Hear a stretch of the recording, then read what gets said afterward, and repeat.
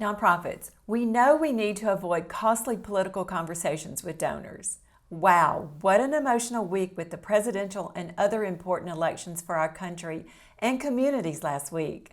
I don't know about you, but I am worn out from 2020 and looking forward to a solid footing for 2021. With that said, there is much to learn from last week's elections that apply to the world of philanthropy. No doubt we must dodge risky political conversations with donors. Hi there, I'm Nancy Reeves, your fundraising coach.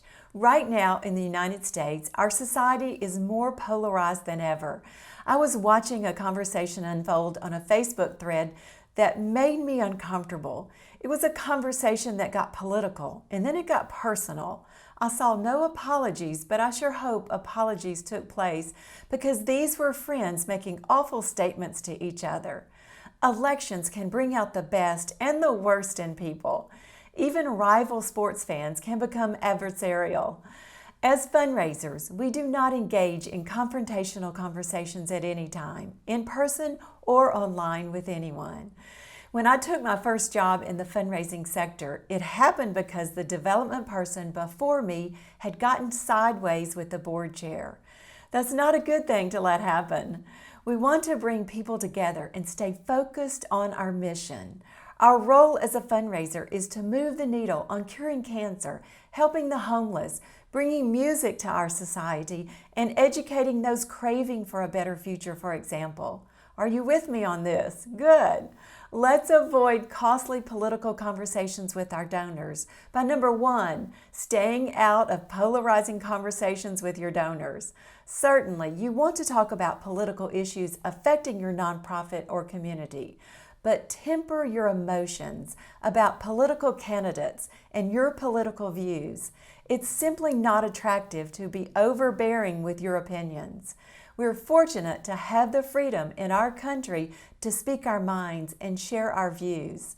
Just be mindful of how you are coming across. Number two, staying focused on your mission. Your role as a nonprofit leader or fundraiser is to advance the mission of your organization. You're one of the biggest and most vocal advocates working to change lives or your community through your nonprofit's work. In fact, sometimes you feel like a broken record, but that's okay. That brings us to number three, last, is clarifying your message. That means you know what's important and you have established clear messaging around it. Not only is your staff on the same page about your priorities as an organization, but also your board is prepared to talk about their nonprofit with others so people want to listen. In summary, let's stay positive and solutions-based as we move forward into 2021. It starts with you, a leader at your nonprofit. No question, you can turn conversations toward your mission and raising major dollars for your organization. With that, you will impact lives and societies in remarkable ways. One more thing, I have a special offering happening right now you don't want to miss. All you have to do is grab my Major Gift Fundraising Blueprint. It's free.